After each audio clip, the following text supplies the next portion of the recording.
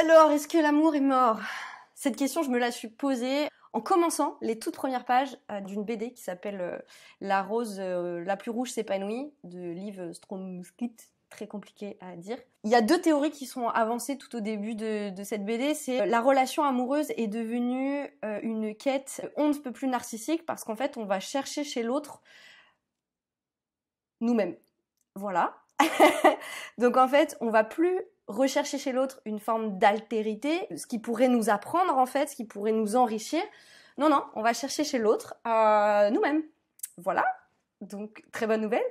Et la deuxième, c'est un peu ce que j'appelle la théorie Tinder, c'est de dire la société de consommation s'est complètement immiscée dans les relations amoureuses et nous consommons les relations et les gens comme des objets. On prend, on jette, on next. De toute façon, on peut toujours avoir mieux, enfin c'est ce qu'on essaye de nous faire croire évidemment, parce qu'il y a toujours des gens derrière, hein. Tinder ça s'arrête jamais, c'est infini. Donc ces deux théories merveilleuses m'ont fait, m'ont fait prendre conscience qu'il y a du boulot. Pour moi en fait ces deux théories, elles viennent s'opposer directement à ce que j'appelle la théorie Disney, qui est l'autre extrême, c'est-à-dire ce côté très mielleux et très mièvre des relations amoureuses où je suis une princesse et j'attends que le prince charmant vienne me délivrer. Et cette théorie-là, elle amène des comportements où dans un cas on va vouloir sauver l'autre, dans l'autre on va vouloir être la personne qui est sauvée, etc., etc. C'est ce qui va créer de la dépendance. Tada, on retrouve la dépendance affective évidemment. Alors, est-ce qu'il existe un truc entre les deux? Entre Tinder, la société de consommation, et la recherche narcissique de l'amour, et Disney. Ok? Parce que ni l'un ni l'autre ne sont la réalité. C'est-à-dire que il n'y a pas de relation Disney dans la vraie vie, ça n'existe pas. Et si c'est nécessaire de le rappeler, l'être humain n'est pas un produit de consommation, tout simplement. Donc on n'est pas du tout dans la réalité.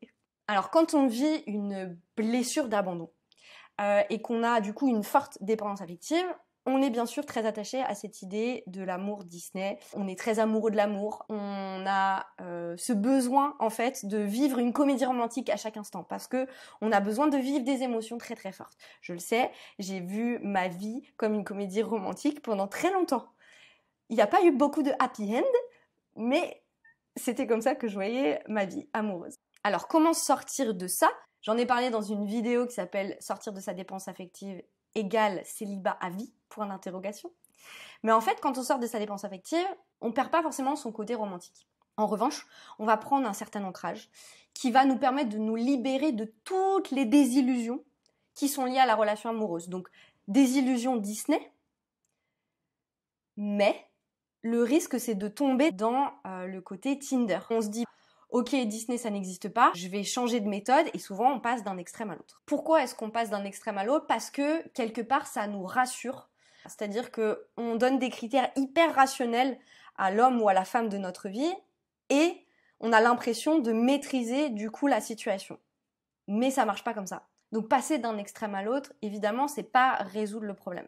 Il faut comprendre que l'amour, c'est bien plus complexe que tout noir ou tout blanc, évidemment, et qu'en fait, se laisser aller à la spontanéité, ça demande une certaine forme de travail sur soi.